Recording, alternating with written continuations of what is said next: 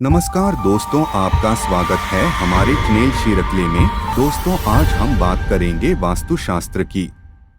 दोस्तों, जब भी घर के वास्तु दोष की बात होती है तो लगता है कि हमें किसी एक्सपर्ट की सलाह लेनी पड़ेगी, जिसके लिए वह कुछ फीस भी लेगा। लेकिन क्या आपको पता है कि बड़ी ही छोटी छोटी चीजों का ध्यान रखकर बिना कोई पैसे खर्च किए आप खुद अपने घर का वास्तु दोष दूर कर सकते हैं। इन वास्तु दोष को दूर करके आप न केवल कुंडली के ग्रहों को सुधार सकते हैं, बल्कि आर्थिक संकट और मानसिक तनाव को भी दूर कर सकते हैं। तो आइए जानते हैं ऐसे ही कुछ वास्तु टिप्स के बारे में। शुरुआत करते हैं घर के मुख्य द्वार से। घर में किसी का भी आगमन मुख्य द्वार से ही होता है, भले ही कोई खुशहाली हो या फिर कोई परेशानी। इसलिए वास्तु दोष को दूर करने के लिए घर के मुख्य द्वार को हमेशा साफ सुथरा रखना चाहिए। घर के मुख्य द्वार पर पर्याप्त रोशनी की व्यवस्था भी होनी चाहिए। कई लोग मुख्य द्वार पर काले रंग की नेम प्लेट लगा लेते हैं, जो कि वास्तु के हिसाब से ठीक नहीं माना जाता है। मुख्य द्वार पर नेम प्लेट जरूर लगाएं, पर कोशिश करें कि वो काले रंग की न हो। वास्तु के अनुसार सीढ़ियों का महत्व।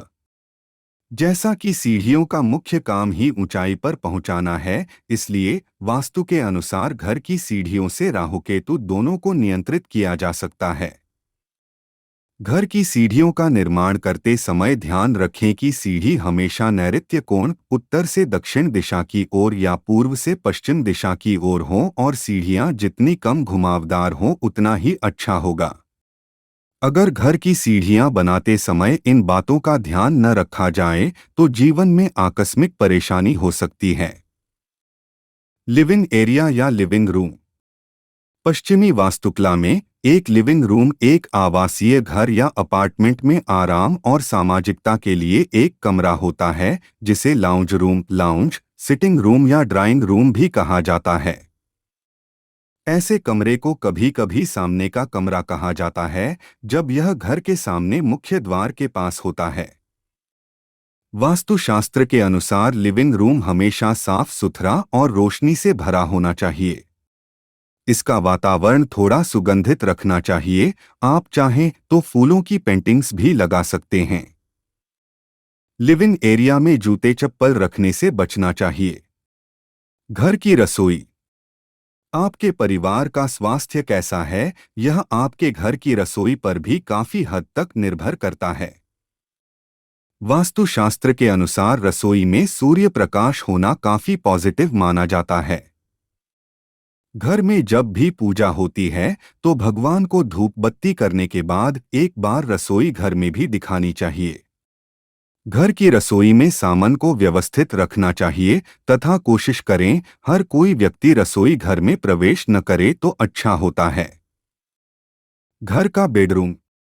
बेडरूम को घर का मुख्य भाग माना जाता है। वास्तुशास्त्र के अनुसार बेडरूम आपके सुख और समृद्धि को दर्शाता है।